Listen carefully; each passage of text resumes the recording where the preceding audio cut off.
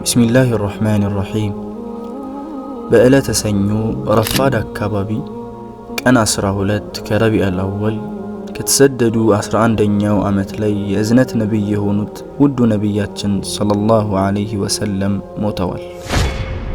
የነቢዩ ሰለላሁ ዐለይሂ ወሰለም መሞት እንደ ማንም አካል መሞት ወይንም እንደ አንድ ነቢይ ሞት አልነበረም።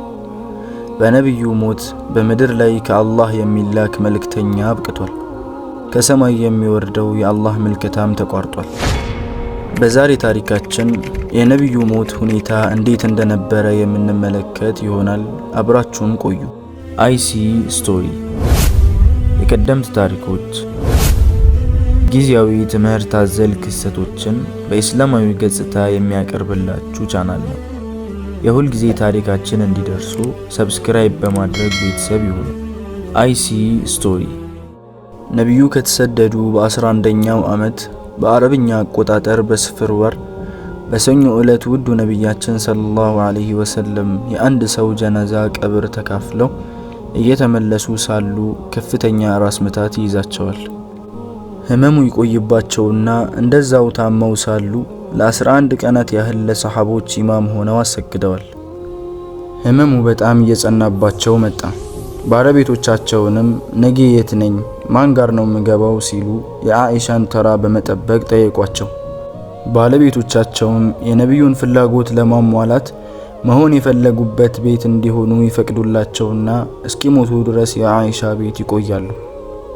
ከመሞታቸው ከ5 ቀናት በፊት እናታችን አኢሻ ነቢዩን ወደ ስሯ በማስጠጋት ከነቢዩ የያዘቻቸው ከመጥፎ ነገር መጠበቂያ የሆኑትን ሱረቱን ናስ እና ሱረቱል ፈለቅን ትቀራባቸውና የነቢዩን በረካ ለመፈለግ ራሳቸው ይተፉላትና በእጃቸው ታብሳቸው ነበር። ከመሞታቸው ከጥቂት ቀናት በፊት የሰውነታቸው ሙቀት በጣም ይጨምራል። ህመማቸውም ከፍተኛ በሆነ መልኩ ይበረታባቸውና ራሳቸውን ስተው ይወድቃሉ።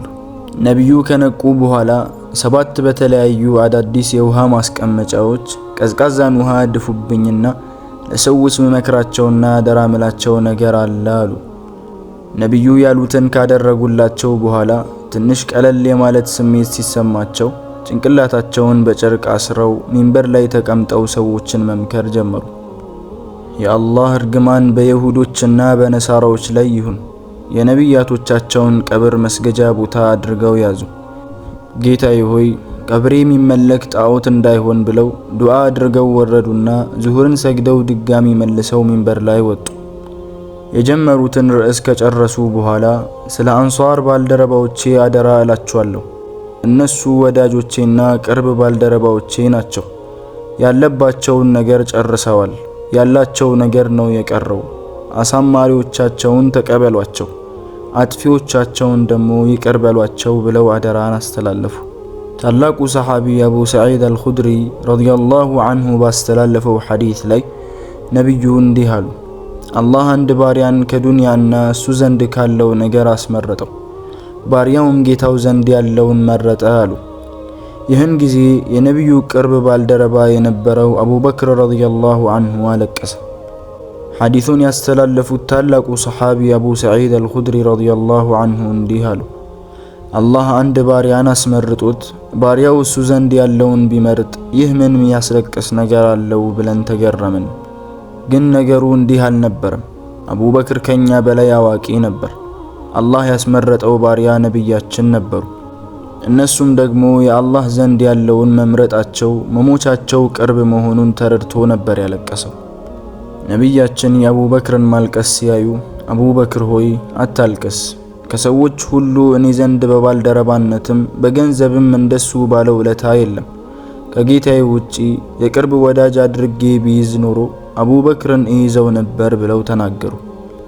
ሐሙስ ዕለት ከመሞታቸው ከ4 ቀናት በፊት ህመሙ ከወሰኑ በላይ በጣም በርትቶባቸው ነበር እና ወደ እኔ ሰብሰብ በሉ፣ አንድ መንገድ የማትስቱበት አደራ ጽፍላችኋለሁ አሉ። ታላቁ ሰሐቢ ዑመርም ህመሙ በጣም በርትቶቦታል እና እኛ ከአላህ የመጣው ቁርአን ይበቃናል ብሎ ተናገረ። ይህን ጊዜ ቦታው ላይ ያሉ ሰሐቦች እርስ በርስ ተለያዩ። ግማሾቹ ዑመር ያለው ትክክል ነው፣ የአላህ ቃል ቁርአን ይበቃናል አሉ። ግማሾቹ ደግሞ ወደ ነብዩ ቀረቡና የአደራ መጽሐፍን ይጻፍልን ብለው ነብዩ አጠገብ ጭቅጭቅ ውስጥ ገቡ። ነብዩ በህመማቸው ላይ ጭንቀትና ጩኸት ሲበዛባቸው ከአጠገቤ ተነሱ በማለት ተናገሩ። በዚህም ዕለት 3 ነገርን አደራ በማለት አስተላለፉ። ከአረብ ሀገራት በአላህ አጋሪዎችን እንዲያስወጡ፣ አዲስ እስልምናን ተቀባዮችን ነብዩ እንደሚቀበሏቸው እነሱም እንዲቀበሉ። ሶስተኛው ዘጋቢው ረስቼዋለሁ ይመስለኛል በአላህ ቃል ቁርአንና በነብዩ መንገድ ሱና ላይ አንድነት ነበር፣ ወይንም ደግሞ ነብዩ የላኩት የኡሳማ መሪነት ላይ የነበረ ጦር መንገዱን እንዲቀጥል፣ ወይንም ደግሞ ስለ ሶላት ነበረ ይላል።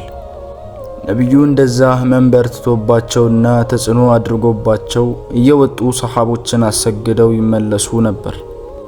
ኡሙል ፈድል የምትባል ሰሃቢ እንዲህ ስትል ትናገራለች። ነብዩ ያመማቸው ጊዜ መግሪብ ሰላት ላይ ሱረቱል ሙርሰላትን ሲቀሩ ሰምቻቸዋለሁ። ከዛም በኋላ አንድንም ሰላት አላሰገዱንም እስኪሞቱ ድረስ ትላለች። ከጊዜያት በኋላ ጎረቤት የሆነው መስጂድ ገብተው መስገድ እስኪያቅታቸው ድረስ ይታመማሉ። እናታችን አይሻ እንዲህ ስትል ትነግረናለች። ነብዩ ህመሙ በጣም ከብዷቸው መውጣት አቅቷቸው ነበር እና የሶላት ሰዓት ደርሶ ነብዩ ሰዎቹ ሰገዱ ወይ ብለው ጠየቁ። አይ አልሰገዱም፣ እርሱን እየጠበቁ ነው ተባሉ። ከዛም ነብያችን ውሃ አስቀምጡልኝ ያሉና ተነስተው ከታጠቡ በኋላ ወደ መስጂድ ሊወጡ ሲል ራሳቸውን ስተው ወደቁ። በድጋሚ ነቁና ሰዎች ሰገዱ ወይ ሲሉ ጠየቁ። አይ አልሰገዱም፣ እርሱን እየጠበቁ ነው ተባሉ። ድጋሚ ውሃን አስቀምጡልኝ ያሉና ታጥበው ወደ መስጂድ ሊወጡ ሲሉ በድጋሚ ራሳቸውን ስተው ወደቁ። ድጋሚ ነብያችን ሰዎች ሰገዱ ወይ ሲሉ ጠየቁ። አይ አልሰገዱም፣ እርሱን እየጠበቁ ነው ተባሉ። በድጋሚ ውሃን አስመጥተው ከታጠቡ በኋላ ሊወጡ ሲነሱ ለሶስተኛ ጊዜ ራሳቸውን ስተው ወደቁ። ለአራተኛ ጊዜ ነቁና ሰዎች ሰገዱ ብለው ጠየቁ። አይ አልሰገዱም፣ እርሱን እየጠበቁ ነው ተባሉ። ሰሃቦች ነብዩ ወጥተው የኢሻእ ሰላት እንዲያሰግዷቸው በመጠባበቅ ላይ ነበሩ። ውዱ ነብያችን አቡበክርን አስፈለጉና ሰዎችን እንዲያሰግድ መልእክትን ላኩበት። መልእክተኛው የነብዩን ትእዛዝ ለአቡበክር አደረሰ። አቡበክርም በጣም ተናናሽና ዝቅ የሚል ሰው ነበር። ወደ ዑመር ዞር አለና ሰዎችን አሰግድ ሲል ይጠይቀዋል። ዑመርም አይደለም፣ ለዚህ ቦታ አንተ ነህ ተገቢው ብሎ መለሰለትና እነዛን ቀናቶች አቡበክር አሰገደ። ከቀናት በኋላ ነብዩ ከህመሙ ቅለት ሲሰማቸው ከዓሊይና ከዓባስ መሃል ሆነው ለዙሁር ሰላት ወጡ። መስጂድ ሲገቡ አቡበክር ሰዎችን ኢማም ሆኖ እያሰገደ ነበር። አቡበክር የነብዩን መምጣት ሰዎቹ በሰጡት መልከታ ሲረዳ ለነብዩ ቦታ ለቆ ሲወጣ ነብዩ ቦታውን እንዲይዝ ነገሩትና ከአቡበክር አጠገብ እንዲያስቀምጧቸው ነገሯቸው። አቡበክር በነብዩ ኢማምነት እየተመራ ሰዎች ደግሞ በአቡበክር ኢማምነት እየተመሩ ሰግደው አበቁ። ከመሞታቸው ከአንድ ቀን በፊት በእሁድ ዕለት ውዱ ነብያችን በስራቸው የነበሩ ባሮችን ነፃ ወጡ። የነበሯቸው 7 አካባቢ ዲናሮችንም ለሰደቃ አዋሉ። ለሙስሊሞችም መሳሪያዎቻቸውን ሰጡ። የመጨረሻ የህይወታቸው ዕለት።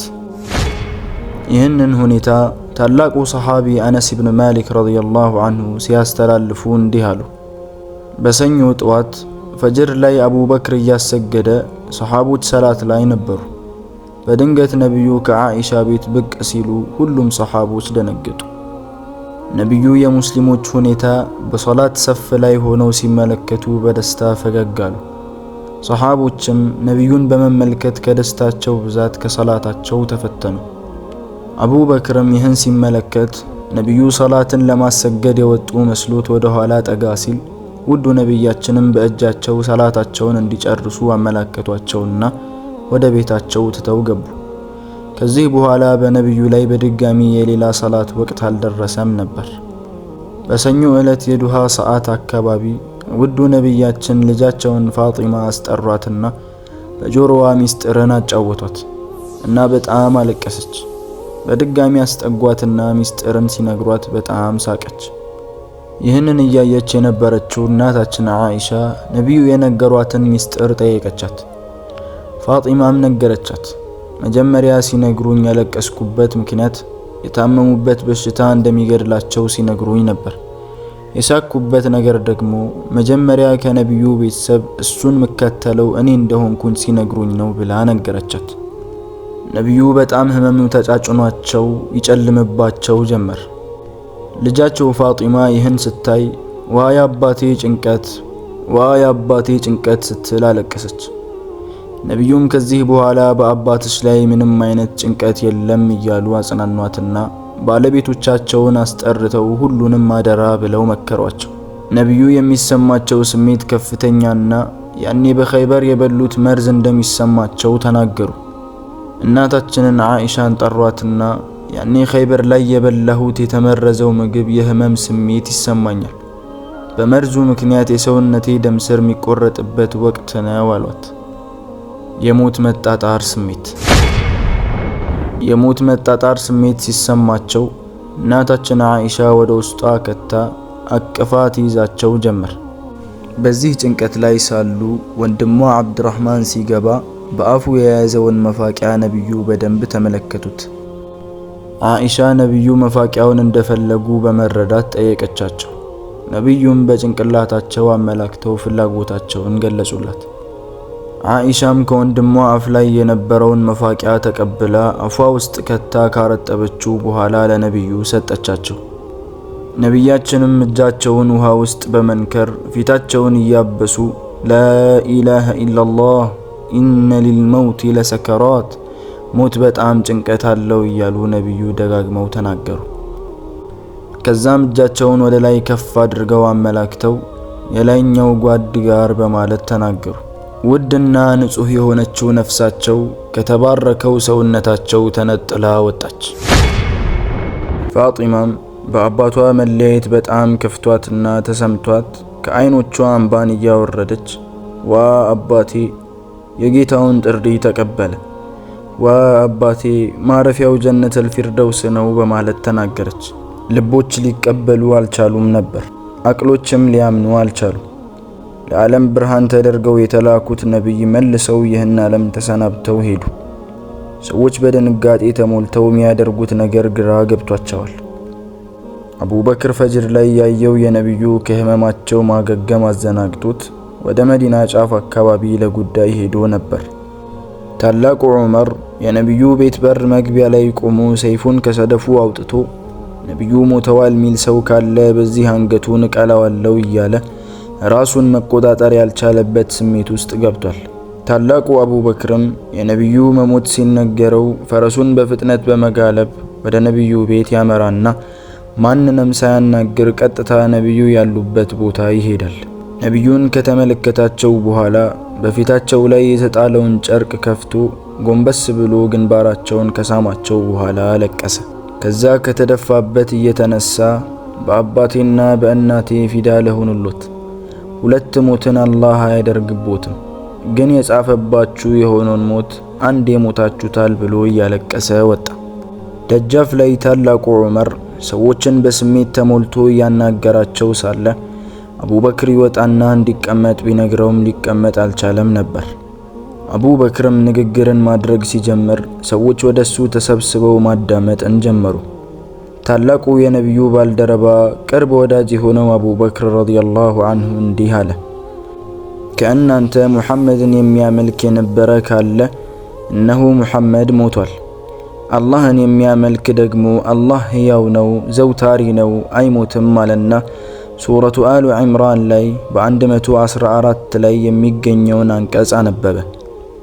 ወማ ሙሐመዱን ኢላ ረሱሉን ቀድ ኸለት ሚን ቀብሊሂ ሩሱል أفإن مات أو قتل انقلبتم على أعقابكم ومن ينقلب على عقبيه فلن يضر الله شيئا محمد كسوب في تندنبروت ملكتنيا ነው። እርሱ ቢሞት ወይንም ቢገደል ከእምነታችሁ ትመለሳላችሁ ሆነ ወደ ኋላ የሚመለስ ካለ አላህን ሊጎዳ አይችልም ይላል። አቡበክርም ንግግራቸውን ቀጠሉ። እኛ አላህን እናስመሰክራለን፣ የእሱ መልእክተኛ የሆኑት ነቢያችን ሰለላሁ ዐለይሂ ወሰለም የተላኩበትን መልእክት እንዳስተላለፉ አማናቸውን እንደተወጡና ኡማውን እንደገሰጹ በአላህ መንገድ ላይም ተገቢ የሆነውን ትግል ሞት እስኪመጣቸው ድረስ እንዳደረጉ እናረጋግጣለን። እኛንም ፍንትው ባለች መንገድ ምሽቷ እንደ ቀኗ ብርሃናማ በሆነ ፈለግ ላይ እንደተውን እሷንም ደግሞ ጠፊ የሆነ ሰው እንጂ እንደማይስታት ማንኛውም የኸይር መንገድ የለም እኛን ቢያመላክቱን እንጂ ማንኛውም የሸር መንገድ ደግሞ እኛን ሳያስጠነቅቁ እንዳልተው እናምናለን ሲል ተናገረ። ነቢዩ ከተቀበሩ በኋላ እናታችን ዓኢሻ ረዲየላሁ ዐንሃ ታላቁ ሰሓቢን አነስ ብን ማሊክን ረዲየላሁ ዐንሁ አስጠርታ ነቢዩ ላይ አፈርን ለመድፋት ነፍሳችሁ እንዴት እሺ ያለቻችሁ፣ እንዴት ልታምንላችሁ ቻለች ብላ ጠየቀችው። ታላቁ አነስም ረዲየላሁ ዐንሁ ስለ ነቢዩ ሞት ሲናገር እንዲህ አለ። ነቢዩ ለመጀመሪያ ጊዜ ተሰደው ወደ መዲና ሲገቡ መዲና ብርሃናማ ሆነች። ነቢዩ የሞቱ ዕለት ደግሞ የመዲና ሁሉም ነገሯ አጸለመ ብሎ ተናገረ። ጌታችን ሆይ ውዱ ነቢያችንን ከህዝባቸው ትልቅ የሆነን ምንዳ መንዳቸው፣ ሌላ መልእክተኛን ከህዝቦቹ ጭራሽ ያልመነዳውን ምንዳ ወፍቃቸው። እኛንም ከነቢዩ ጭፍራ ቀስቅሰን ከእሳቸውና ከእኛ መካከል በምንም እንዳትለያየን፣ የእሳቸውንም ሸፋዓ ከሚያገኙት ሰዎች አድርገን። ፊዳከ አቢ ወኡሚ ያ ረሱለላህ።